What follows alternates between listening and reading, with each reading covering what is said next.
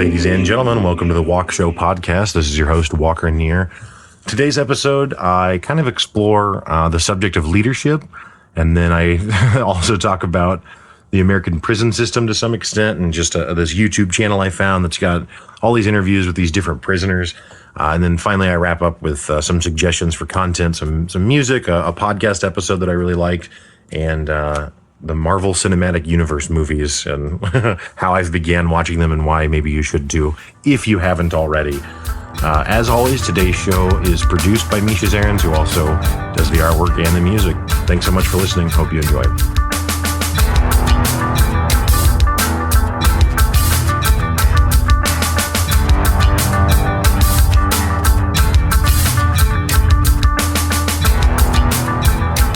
Hey, what's up, guys? So a topic that I actually consider quite often is that of leadership. And what is leadership? And I guess maybe, what is effective leadership? Or how is leadership demonstrated? Because sometimes leadership comes from people who aren't in a position of leadership within, a particular hierarchy. So if you look at what is leadership, I guess you can start with the definition, which it says is the action of leading a group of people or organization. And I think it's pretty self-evident, or that's a pretty, simple definition that probably any of us could have come up with, but it still doesn't really answer the question of what does effective leadership actually look like. And it's done in a variety of ways, so there probably isn't really one best answer. I'm going to talk about the military a little bit, but I've never been in the military. So, if anyone has any additional insight on that kind of stuff, by all means, hit me up with some feedback. But if you look at the military, for example, that leadership style is very authoritarian, right? The leadership issues commands, the subordinates follow those commands, and there's no real discussion or questioning of those commands. Sports teams, at least in youth, are at the amateur level are constructed in a similar way. It makes sense in the military to have that kind of authoritarian leadership style because, you've got life and death situations potentially, coming up. And it makes sense that you would want to have people just kind of receive orders and not spend time questioning or considering things that might lead to more harm, than good. In amateur sports, it probably also kind of makes sense because kids are stupid and don't really know what they're doing. I was horribly uncoachable as a kid, and I was stupid. And, you don't really have enough insight often to contribute in really meaningful ways. Now, as you get older, that, changes more and more. But I would guess that it's rare that, a 12-year-old has some insight into a basketball game that's really that meaningful. I could be wildly off. I don't talk to a lot of 12-year-old basketball players, but that's just kind of my sense of it. And ultimately, if the players in youth sports just trust the coach and execute the plan, then even if it fails, the coach can probably, make adjustments and correct the situation. Whereas if the players are just kind of coming up with their stuff on their own, then it doesn't really make as much sense. I will say, though, at the professional level, you actually don't see that. At the professional level, the leader, will take, I guess it depends. You look at the New England Patriots in football, and it's very much that kind of authoritarian style that I've been talking about. But if you look at like the NBA, for example, where the players have more power individually than they do in the NFL, it's a lot more collaborative. Certainly there are coaches like a Greg Popovich who, for the San Antonio Spurs, who kind of, runs the show his own way and is definitely looked at as kind of just the figurehead there. But there's a lot of stories of coaches, at the NBA level asking players what they think makes the most sense or coming up with a plan and then listening to players' feedback and adjusting it on the fly, like during a timeout when they're drawing up a play or that sort of thing. And I think that it makes sense at that level because at that level, the players do have a lot of insight, and it would make sense that they might have seen something or might be aware of something that was missed by the coach. There's an author, Michael Lewis, who wrote Moneyball and The Big Short, the books, not the movies. But the movies were adapted from his books, and he wrote Flash Boys and The Blind Side, and I don't know, just a lot of, he's written a lot of books in the last 20-ish years. I actually haven't read one of his books, but I've watched the movies that are the product of his books, and the movies are great. I mean, Moneyball is one of the best movies I've ever seen, and The Big Short is maybe one of my, I started to say it's my favorite movie of all time, but that's tough because there's so many, but Big Short is absolutely, top 5 movies for me of all time. I love it. Anyway, segue there, or tangent, but anyway, Michael Lewis said that he recently, in an interview I was listening to, that he would like to, he's really considered trying to write a book about what it's like to be a head coach in the NBA and what it's like to manage from a position of no real power. The coaches make less than the players do. And, as you see with like LeBron James kind of has a notorious reputation for getting rid of coaches that he doesn't like. I mean, at the end of the day, LeBron James sells tickets way more than any head coach ever could, right? And like I talked about at the very beginning of this whole podcast, I think it's episode 2 maybe or something, sports is a business. And so even if the coach is right and the player is wrong, and in the case of LeBron James, for example, LeBron James is the business. So, so he wins. Anyway, so Michael Lewis was saying he'd like to embed himself with a coach, and he actually wanted to do Greg Popovich specifically to look at how they approach leadership when you can't ever really threaten anyone. You can't really, there's not really any way to intimidate them into doing what you want. Whereas, at most jobs, even if it's largely collaborative, at the end of the day, when push comes to shove, if there's something that you are being asked to do that you don't want to, more than likely you're going to, because unless there's a very compelling reason that you don't, you're there for the check, and that's why you got to go. Anyway, so I thought that was an interesting kind of tidbit there, thinking about NBA coaches and how they have to try and navigate leadership versus most typical ways, and really contrasting that against the way that youth sports are done. I mean, college coaches, that's a thing in football a lot, right? College coaches yell and scream, and basketball too, and freak out on their players.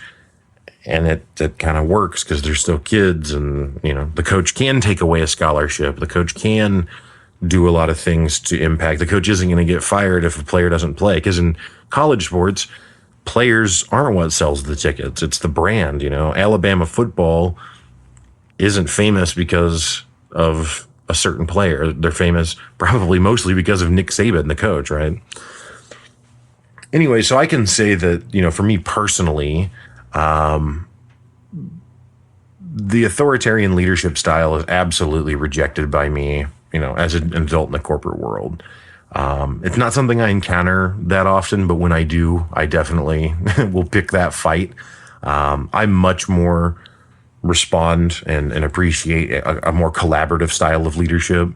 And at the very least, when I say collaborative, I just mean kind of transparent.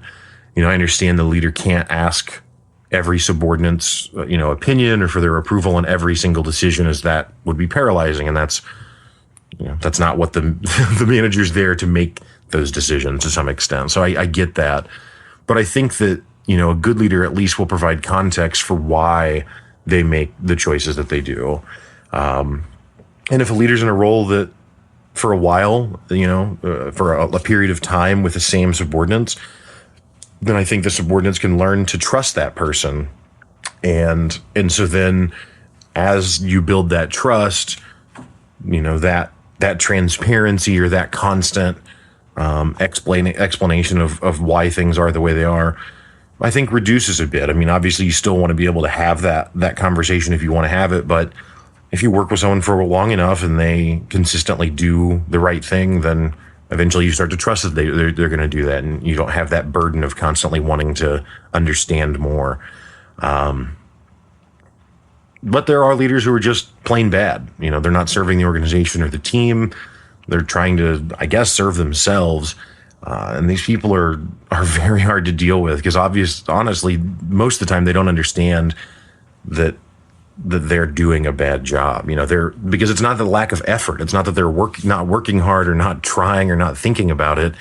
It's just that, for me at least, whenever I see leadership that seems truly effective, it's that phrase servant leadership. It's where you're identifying as the leader how you can make your subordinates more successful, which will in turn lead to your success as the leader of that group or of that team or whatever it may be.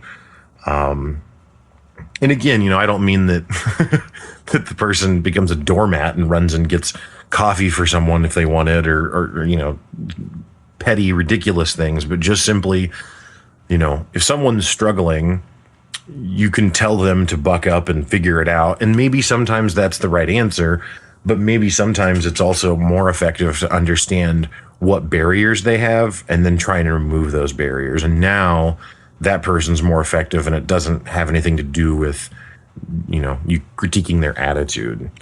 The most important factor of leadership that I can come up with, honestly, is trust.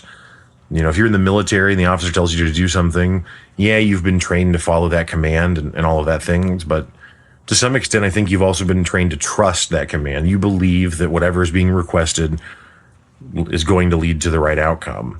And I think that's true of the coach as well. You run the play that they call because you trust them. And the same is true in the adult work life world. If you trust a leader, you will follow them happily. How a leader engenders this trust probably varies a bit from person to person, but I think that time and consistency is probably the most foolproof method. I think next to trust is the ability to inspire people.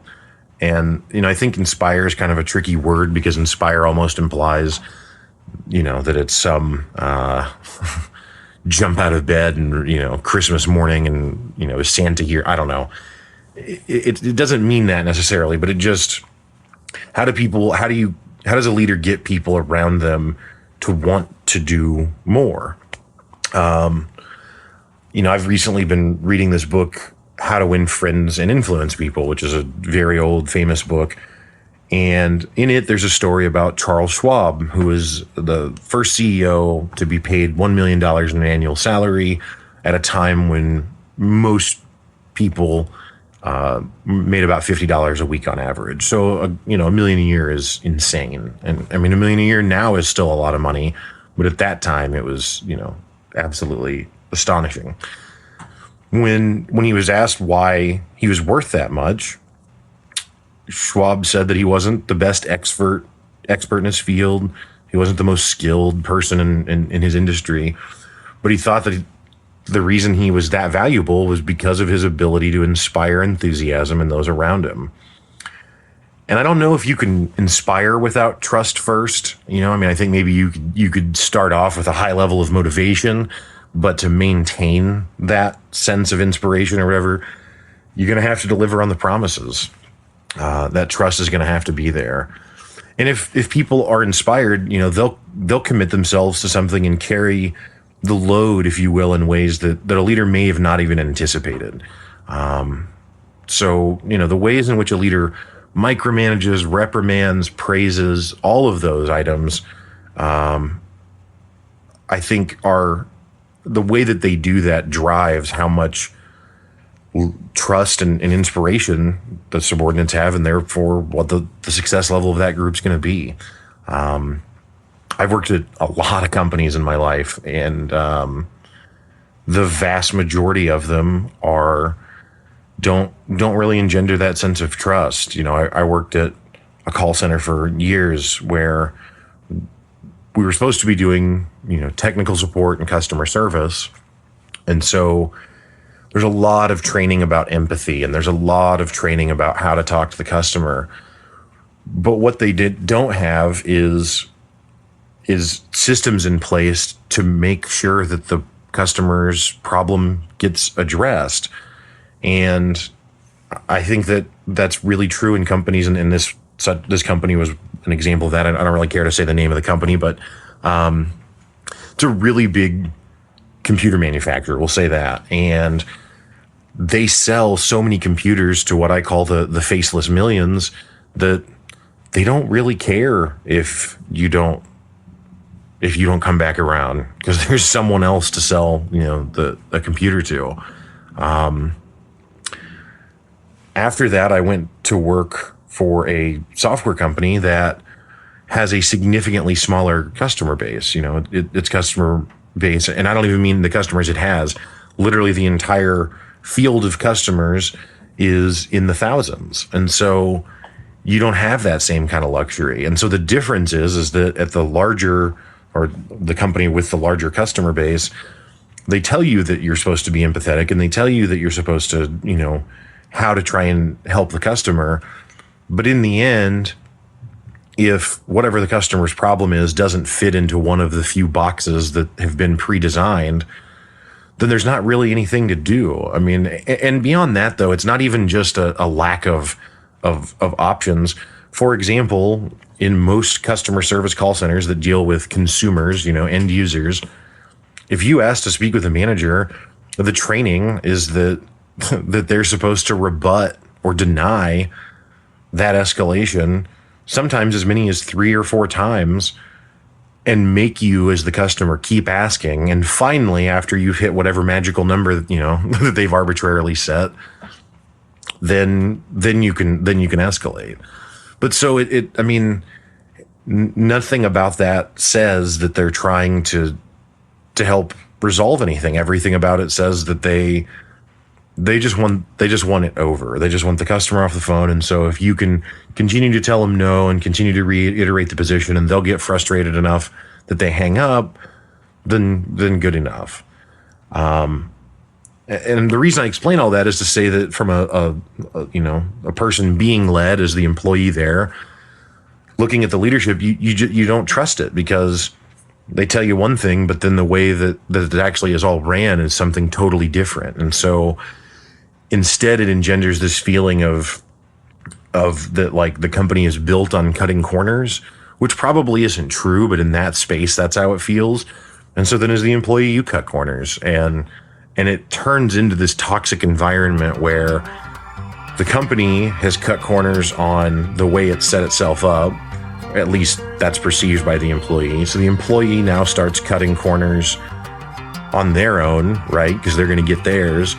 Well, now the company recognizes the corners are being cut, so they start micromanaging and coming up with policies to try and prevent these corners from being cut. But it just depends on how bold you are. There's always another corner to cut. I mean, there was a period where I was working at a place one time where we had a very strict lunch time. And if you were even, a minute or two over on that, then, you're going to get corrective action and do that a couple of more times and you're terminated. You got no job now.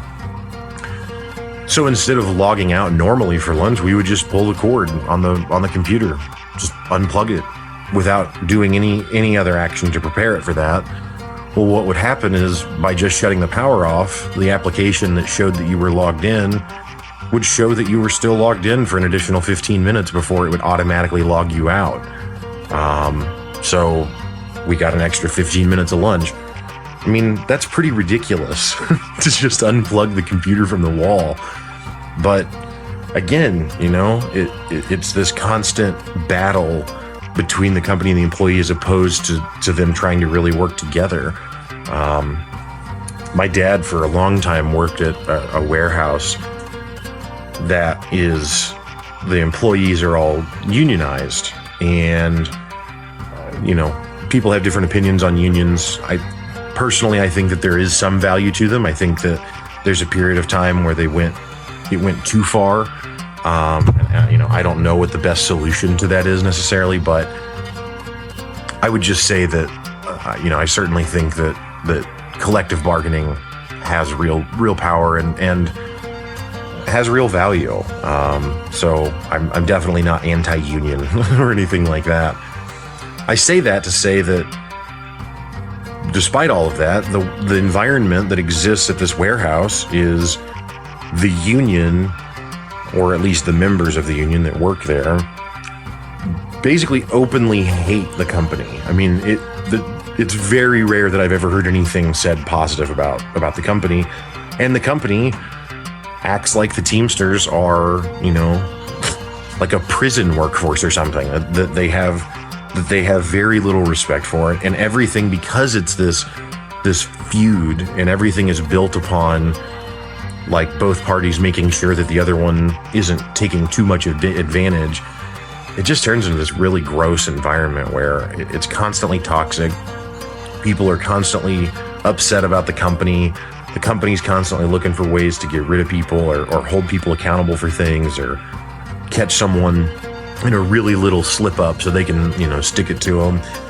And as such, the employees, do everything they can to look good on paper and take advantage of any other opportunity they can. The company that I went to work for after that call center that I explained, it doesn't feel that way. It's a very different environment. It's honestly the only place I've ever worked, and I've literally worked at, I think, over 30 companies I counted one time. And it's the only place I've ever worked where you feel like they actually care. Because if you don't know how to solve something, there are other resources and people and things that you can go to that will make sure that it's resolved one way or the other. And it doesn't mean that every time a customer wants something, you have to give it to them. It just means that there needs to be an explanation. And sometimes it does need to be an explanation from a higher level person as to why things are a certain way. I always go to use the example that when people call in to a 1-800 number and shout about something, it's kind of like going to a grocery store and complaining to the bag boy about about a price or about anything that you don't like about the store. The bag boy has no power. So it's very ridiculous to go to a bag boy and shout about that you don't like the price of meat or something, right? No one would do that, but people all day long will call up a giant corporation on a 1-800 number and shout about that they don't like, the price or the policy or whatever the company's set, and the person that you're talking to has nothing to do with that. And honestly, most of the time, the reason that you find yourself shouting at them is because they also don't have any other option. They've been told to just tell you, tough. And yeah, the company that I went to after that, which again, not really interested in naming, but it's not that way. If you don't know how to resolve it and the customer's not satisfied with what you can provide, then there are other people that you can engage. There are other people that you can loop in to get something addressed.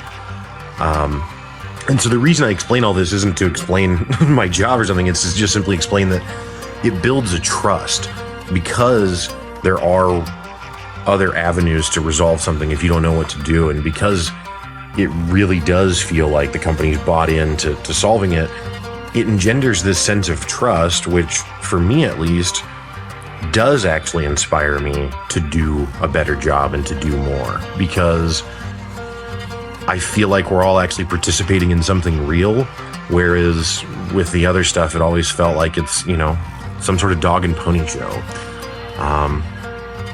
I think with leadership, it's not that a leader has to be everybody's best friend, but it's interesting to see the parallels between friendship type relationships and leadership.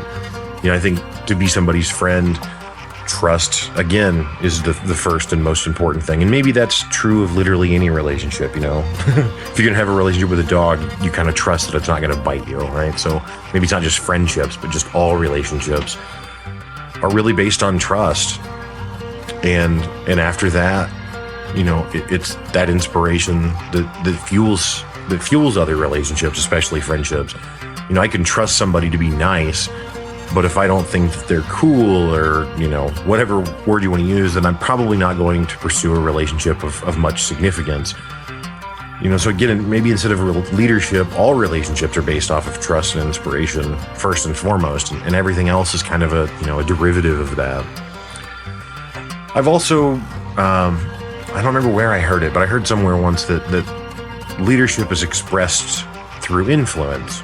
So whether or not you're actually the leader in a hierarchy or at the head of something, if you are influencing, or if a person is influencing decisions and direction often, then you are expressing leadership, because ultimately leadership is the person making the decisions, right? And the person who is accountable for it.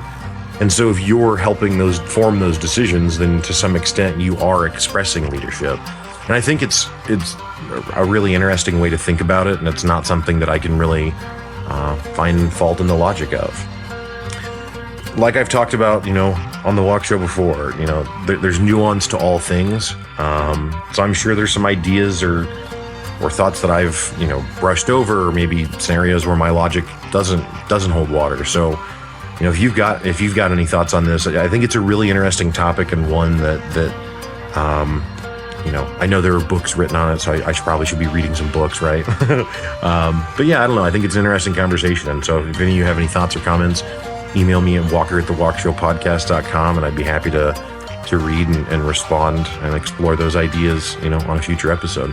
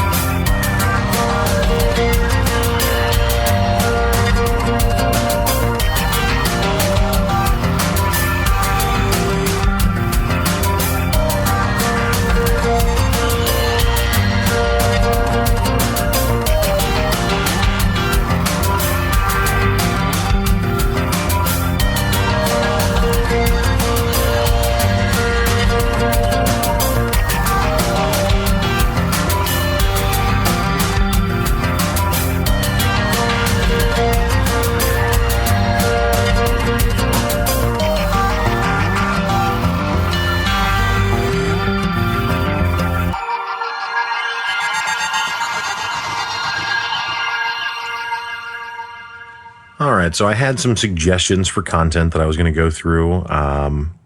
Again, not that you guys need me to provide all of your content sources that you're looking for me to, but if you find yourself in a drought, these might be some things to check out. Musically, there is a band called the XX, which is a guy and girl duo.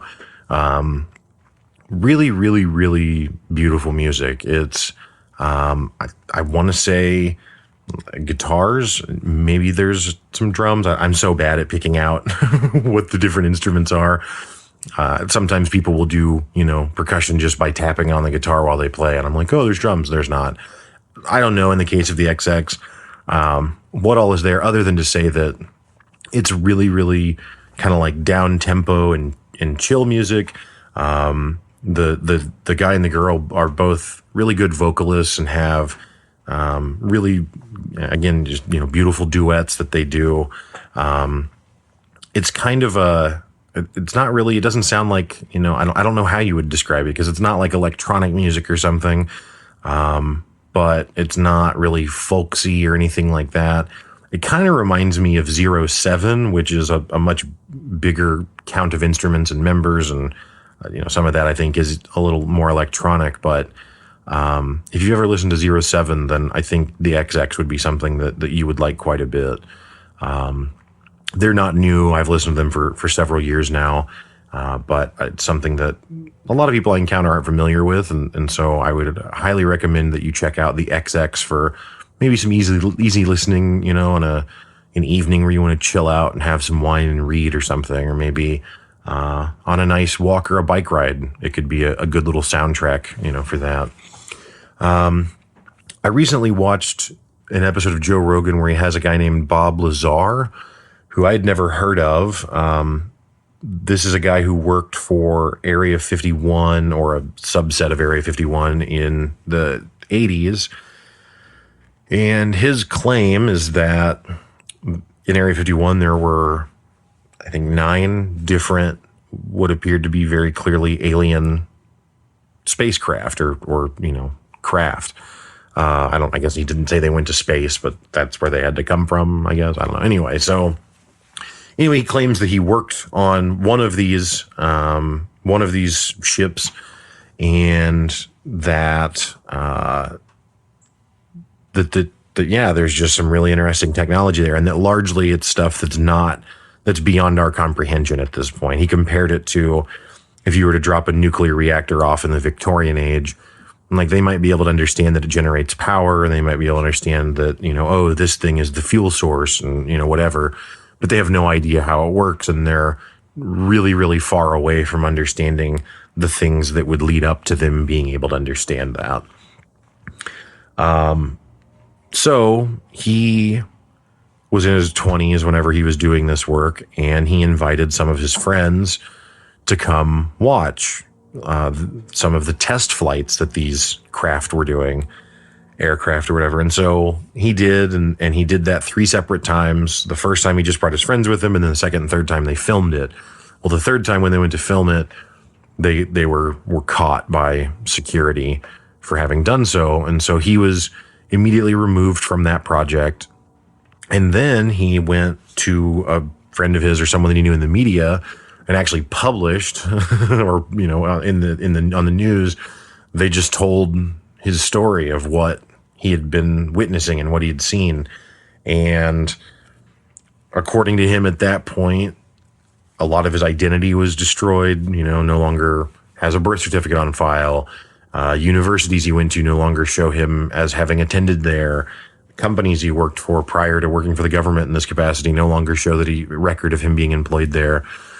But then other people have come through and, provided a directory that shows his name in that company directory at the time that they claim he didn't work there.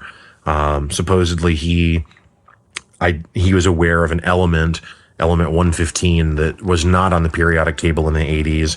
He spoke about it at that time, claiming that was what the fuel source was. And of course, all of that was denied. But now element 115 does exist on the periodic table. I've never been someone that cares at all about alien conspiracy time. Now, I say that, I also firmly believe that it would make sense that there's life on other planets, because why would it only be here with there being infinite possible planets out there? But I don't ever care about listening to someone I get abducted by aliens, or, see aliens or whatever. I'm not into it. However, this guy's story is not at all about aliens. It's about seeing this ship and the technology of it. And it's kind of believable, I gotta say. And as skeptical as I am, I feel weird admitting that or saying that, but it was the most believable thing dealing with extraterrestrials and someone interacting with that I've ever seen. And mostly that's because there are all these claims that were made back then that can now be demonstrated to be true now. But, all that being said, what he says is still very far-fetched and very hard to to truly rationalize. So I get that. So I'm not advocating that everyone should absolutely believe that there are alien spacecraft in Area 51 and whatever. But if it was true, it wouldn't be shocking to me, I guess. Like, it's plausible. Maybe that's the best way to say it. I think that it's plausible. Whereas most of the other stories that I've ever heard in that arena, I would not define, as plausible. Yeah, I don't know. It's an interesting conversation. There's a documentary about it out now, which is, I think, kind of what spawned him coming on the Joe Rogan show. So yeah, I would highly recommend checking it out and kind of seeing what you think. And I'd be interested to know, did you find that it was really interesting and insightful? And did you find it plausible, or did you think it was completely ridiculous? And if so, why? I would be very interested to read those comments and talk about it again, on a future episode.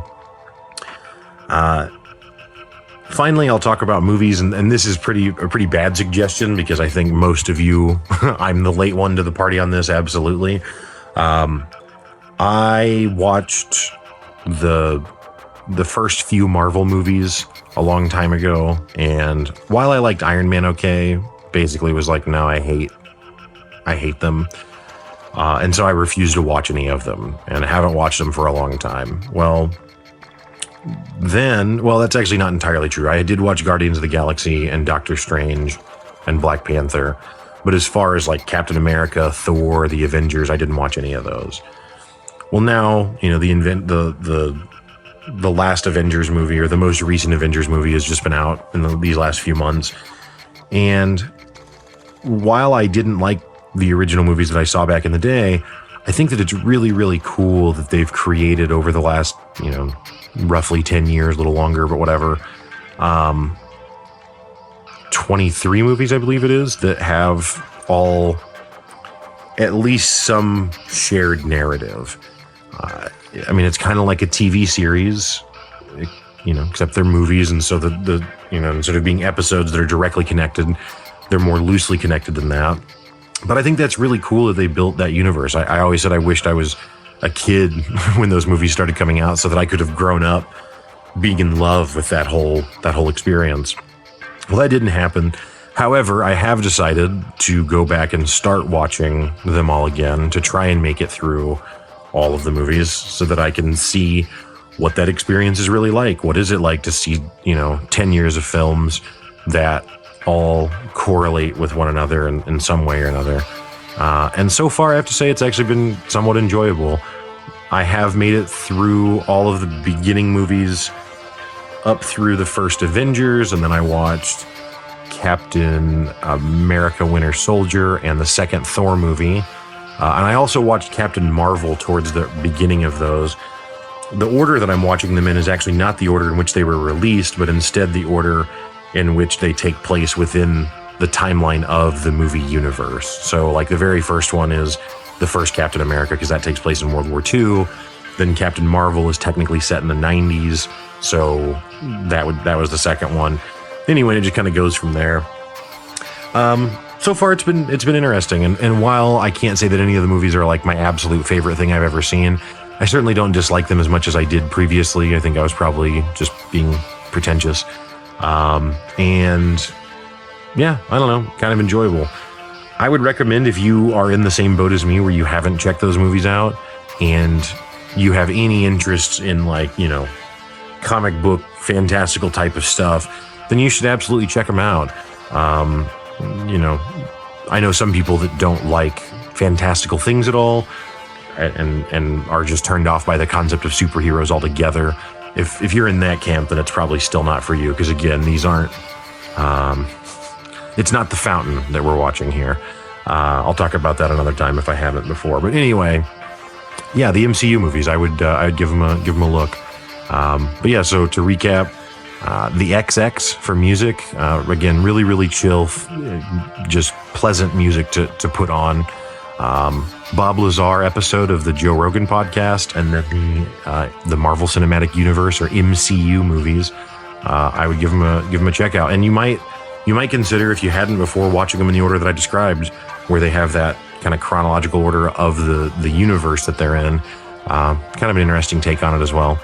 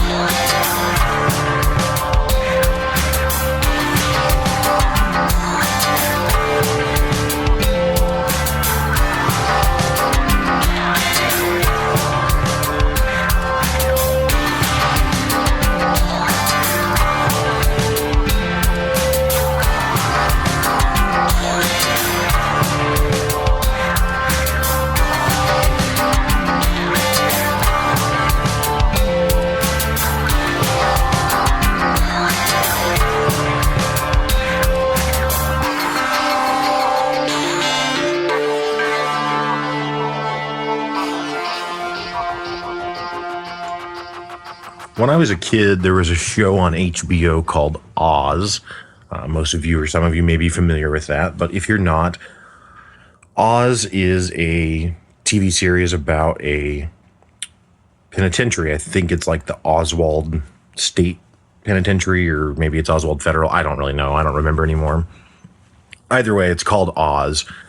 And the show is really just kind of a drama. I don't know what you would classify it as. I mean, there's plenty of violence and other things as well, but yeah, it's just an hour-long episode show about prisoners living in this prison. And there's also, the warden and some of the staff at the prison, some of the guards and doctors and the priest, and there's all sorts of different characters that are portrayed in the show.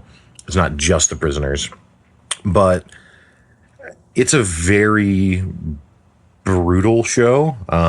It's one that I like I said, I watched it as a kid, and I don't remember how far I got into it. I would watch it on HBO over at my dad's house whenever it was on, but I didn't have access to it outside of, just when it was on HBO. And then when I got older and was moved out and everything, I remember I actually rented from Blockbuster. So it was still that long ago. But we rented all the seasons of Oz and watched those DVDs. And it's a show that I think it was like, the first 4 seasons, maybe 3 or 4 seasons are actually pretty good. It's interesting stories and interesting twists. And I don't know, just it was good TV. After that, it kind of ran out of juice. It kind of, it turned into a thing where it was like they just didn't really have any ideas anymore besides X person's going to betray Y person and do something very violent. And then now we'll introduce new characters, and then that'll happen again. And it kind of got formulaic feeling. I would recommend watching it if you have the stomach for it. Again, it's definitely not pleasant, mostly. Anyway, the reason I explain Oz is that I don't know if that's where my kind of fascination or interest in prison and to some extent gang culture began. And to be clear, when I say, fascination with, I don't mean celebration of, I never did, never have, never did aspire to be like those characters, or never did I want to go to prison. I was watching this interview on YouTube recently where this dude, who grew up in street gang culture, said that as a child, his dream was to go to prison on a life sentence because he, in whatever warped sense of reality he has, that was the end game. Get to be in prison, get a life sentence, and then be in the prison gang world and live that life. And I can't, to be clear, I can't justify it at all. I doubt he could either. It's something he thought as a kid, and it's something that's frankly naive. But to be clear, I think that I probably have a lot of naivety about that whole culture and lifestyle as well, because I've never actually lived it. I've just seen interviews and, the way it's portrayed in media, like in Oz or like in The Wire or, shows like that. But anyway, there's this YouTube series on now, that's out there now called Fresh Out: Life After the Penitentiary. And it's hosted by this dude named Big Herc. And Big Herc did 10 years in federal penitentiary for attempted bank robbery. I think they actually did rob the bank, but they got caught trying to flee. So I guess maybe it's not attempted at that point. But they didn't actually get away for a day or anything. Anyway, so he comes on this YouTube channel and he shares some of his own stories, but and that was more so true at the beginning of the YouTube channel. But it's been out for over a year now, and he's had a lot of different guests. And he's had guests from all over the country. The majority of the guests that he has are people that are from California, because that's where he's based out of. And yeah, the insights that they give into how awful prison life really is kind of astonishing.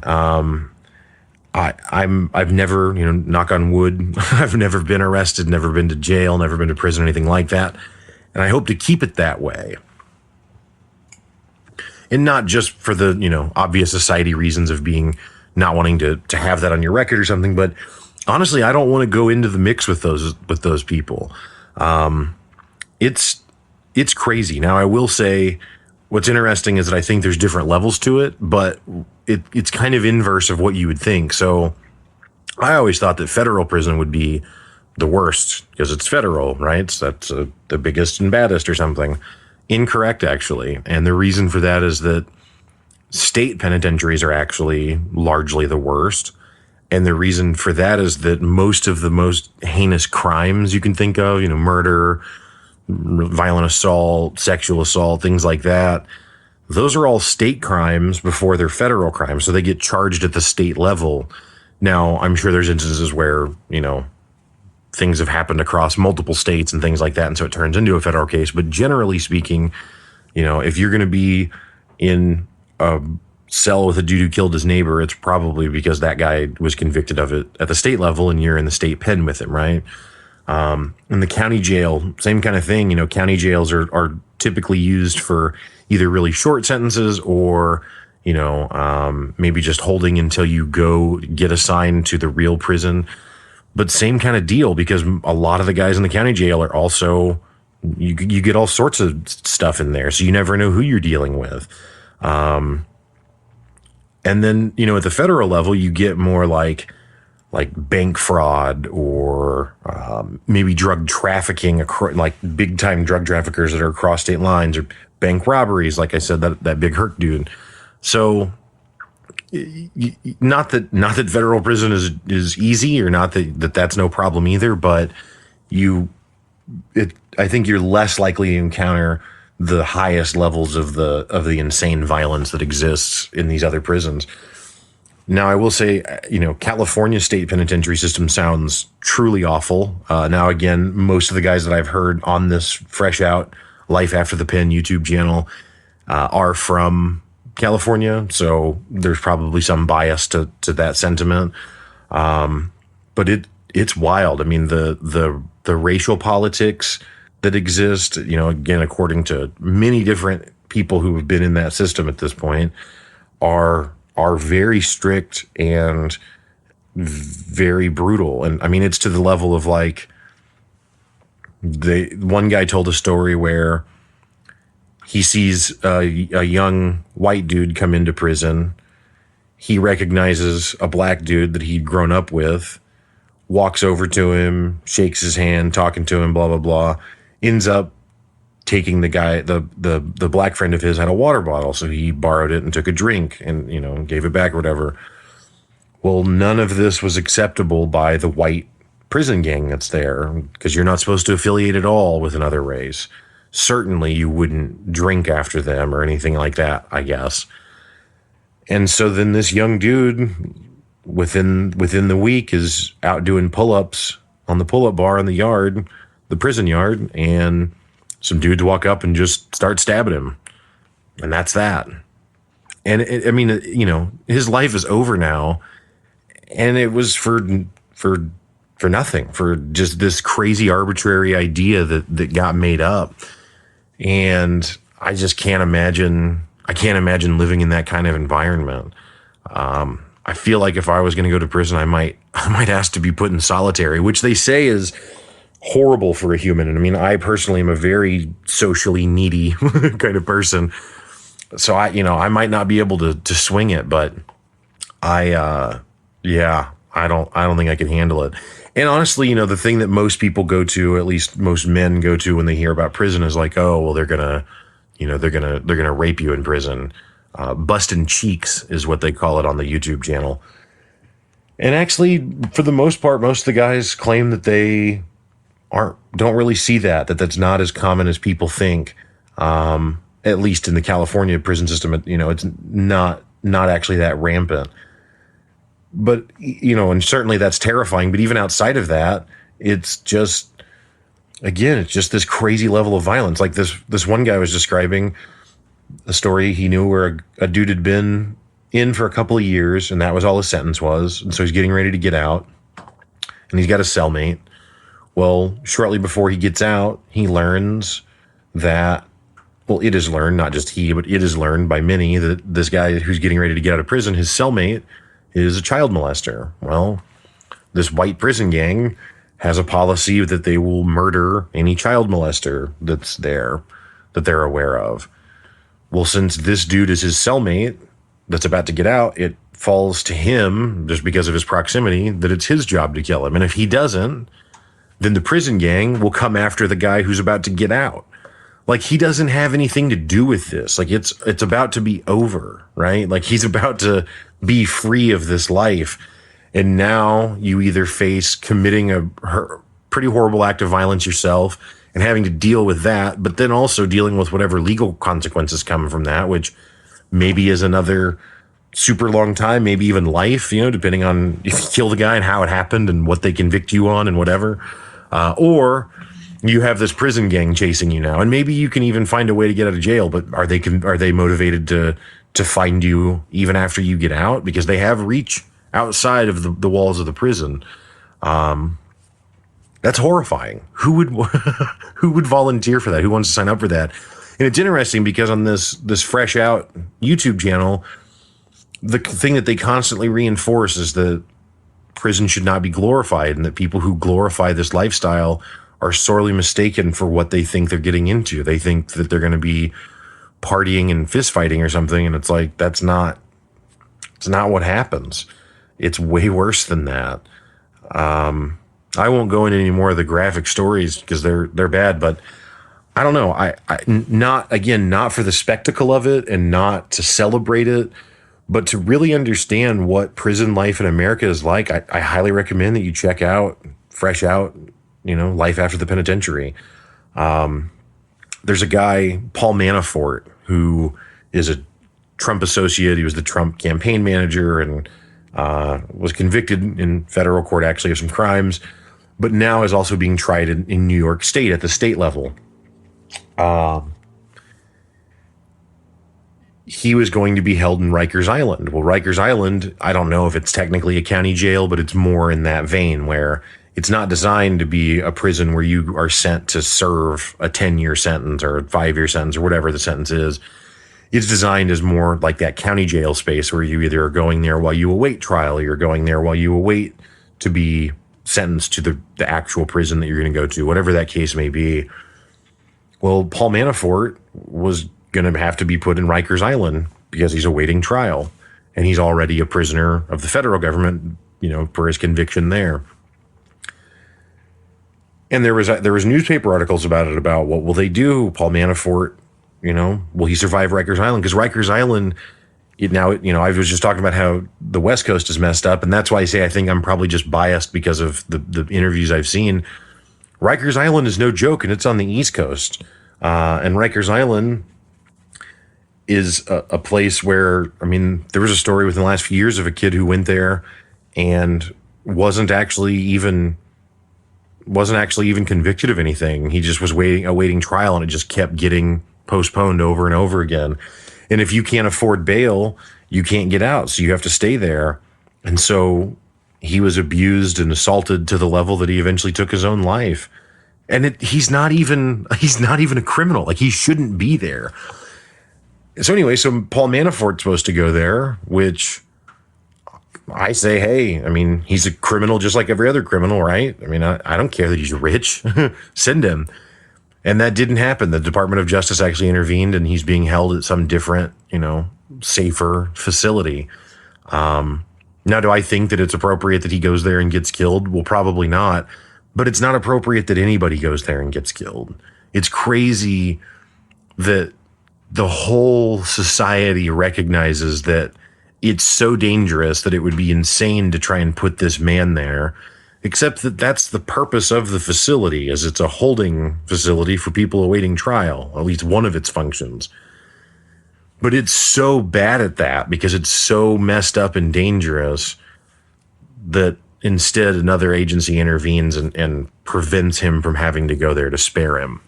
Which, great, again, I'm not advocating that he should have gone there and been murdered or something. But what about everyone else who's there? Why don't they get an advocate? Why don't they get someone that can take them out of there? I don't understand why there's not more reform. And when it comes to prisons, and, I read an article about prisons in Alabama and how there it was substandard living conditions, and there were constant assaults among the inmates and rapes and stuff like that. And it was, so then that's the opposite. But there in the South, which is kind of ironic because it's the South, but there's actually not that level of racial segregation, right? So you don't get that same thing. But all of the others, all the violence and the drugs and all the crazy stuff, it's still going on. And, you look at how do things get into prisons, and I'm sure that there are people who come as a visitor that sneak stuff in, but I don't know how it couldn't be the guards largely that are enabling the weapons and the drugs and that sort of stuff to get in. And yes, I know that in prisons, everyone's heard the stories of, they filed the toothbrush down into a shank. That's true, but there are prisons where people have guns. There are prisons, again, in all of the interviews that I've watched, they say that the number one driver of the prison politics and violence and all that stuff is the drug trade. It's still about people who want to use drugs, people who can provide them, and then there being a dispute over money because either they couldn't pay or they didn't pay when they said they would or whatever the case may be. And now there's all this drama and there's all this violence and it all what? How? Why is there a drug war going on inside of the prison? Like, that doesn't make any sense. There should be no drugs there. It's prison. But the American prison system is so awful now that that's where it is. And I don't know. I get that, there are non-criminal people who have who face hardships that we don't address. And so there's probably to some extent a sentiment of like, why would we fix the prisoner problem when we, Flint, Michigan still doesn't have running water, right? Because of whatever the problems there are with the pipes. Why, if we can't commit to fixing that, why would we commit to fixing, prisons? And I can't even say that I don't get that sentiment in some context. I mean, for me, where I have that sentiment is, it's actually kind of in the opposite direction, but it's with the NCAA and how the NCAA is horrible with their amateurism bullshit and the idea that they that they care about the integrity of amateur sports, and the reason that athletes can't make any money is because it would diminish the essence of the gamers. It's bullshit. It's all bullshit. These companies, colleges, universities, but companies are raking in money hand over fist from some of these athletic programs. Now, is that every single one of them? Like here, where I live, there's, 3 or 4 colleges that all have sports teams. And I don't think any of them are just pulling in crazy loads of cash from it because the teams aren't that popular. I mean, they're popular here, but they're not popular elsewhere. But, you look at a football program like Alabama or a basketball program like Duke or something like that. There's no way that they're not making, they're making millions and millions of dollars, and these kids get nothing. Like Zion Williamson is a draft pick who, the number 1 draft pick in the NBA lottery this year. He was the most popular college player last season. Well, towards the end of the season, he had an injury. His shoe actually ruptured while he was playing, and he tweaked his knee and he went down. And all year there'd been all this buildup that he's going to be the number 1 pick and he's going to, he's going to be rich and he's going to be all these things. And then when it actually came to it, he gets hurt. Now, it turned out he actually was able to recover within a few weeks, and he did become the number 1 draft pick, and everything seems fine. But if that had been a more significant injury, guess what? He doesn't get drafted, and he doesn't get paid. He doesn't get that opportunity now. So now he gave his opportunity to play basketball at a high level to a university that made a ton of money off of him and gave him, yes, I understand he got an education or has the opportunity for an education. But it's crazy. These kids, if they're hungry and they want to eat and they don't have any money, they can't accept a gift from anyone else to eat. If they do, it's a violation of their amateurism. It's insane. All that being said, there's a really good John Oliver on the NCAA, and there's a really good South Park episode. So watch those if you want more insight into why it's messed up. But my point in explaining it isn't to advocate that we have to fix it. I do think it's wrong and it should be changed. However, I also recognize that there's actually not, in my view, a huge impetus to do so because, again, if prison life and the condition that we put other humans in prison is like it is, and we're not solving that, how are we solving the NCAA. I mean, it's bad and it's unfair and it shouldn't be that way, but there are a lot greater injustices going on in the world. And so while, obviously prisons are designed for people who have broken the contract with society and in some cases done really abhorrent things that I support that they're locked up for, and I support that they're not able to participate as members of society for. I still don't think that we should create a torture pit. And that's kind of what it is. And it might not, the torture isn't necessarily administered by the facility, but it's absolutely enabled by it. And to be clear, when I say it's the correctional officers, I don't mean to say that correctional officers are all corrupt people or something. I don't think that. I think that they're generally low-paid people who, because of that, are susceptible to either being bribed or, if it could have nothing to do with money, they just get intimidated. They get threatened that, hey, I need you to do this, and if you don't, we're coming for your family. Because, again, these gangs are not contained within the prison. They extend well outside of that, have influence and reach well outside of that. I don't know. It's just it's a pretty terrifying situation, and I hope that it's something that we see change sooner rather than later. It seemed like we were headed that direction with Obama as president, but now with the conservatives in control, it doesn't seem to be, that same way. And I realize that Kim Kardashian has gone to Donald Trump and they freed a guy or something. Again, that's not what I'm talking about. I'm not talking about people being wrongly convicted. That's also a separate issue that's a legitimate problem. But just, it shouldn't be hell to go to the prison. I mean, you should have no rights. Maybe you should be really bored. Maybe you should feel, undignified to some extent. Because you have to sleep in a little bunk that's right next to a little toilet, or I don't know, whatever. But you shouldn't have to fear for the safety of your own self and your loved ones and anyone you know, and all that. That's crazy. And there shouldn't be drugs there, and there shouldn't be weapons there. So, I don't know. People shrug their shoulders and act like, well, we've done everything we can, and this is how it shakes out. I don't buy it. I don't buy it. I don't know if it's the for-profit prison system that really drives it. I don't know. I don't know what it is, but something's got to give, because it's not acceptable as it is. Anyway, highly recommend that you check out Fresh Out, Life After the Penitentiary on YouTube with Big Herc. Like I said, interesting stories and kind of just a really fascinating insight onto what it's like in a world that I think most of us probably don't know that much about and have little empathy for, and understand that it's no joke there, and it's certainly not somewhere you want to go, and frankly, I don't think it's somewhere we should want anyone to go.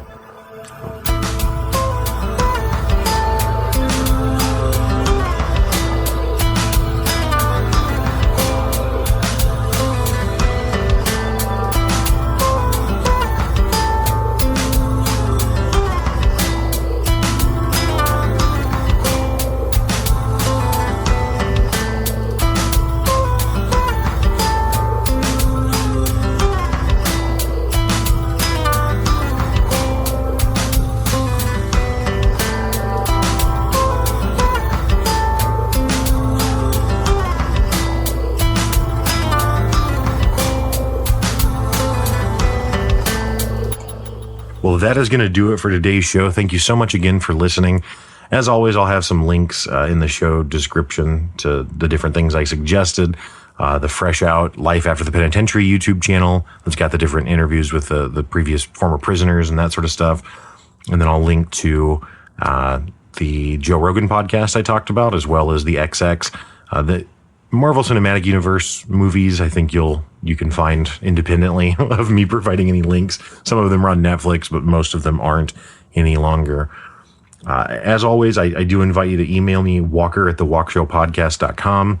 Also, you can follow us on Twitter at The Walkshow Podcast, at The Walkshow Pod, Instagram, The Walkshow, Facebook, The Walkshow Podcast. And again, you can always email me directly.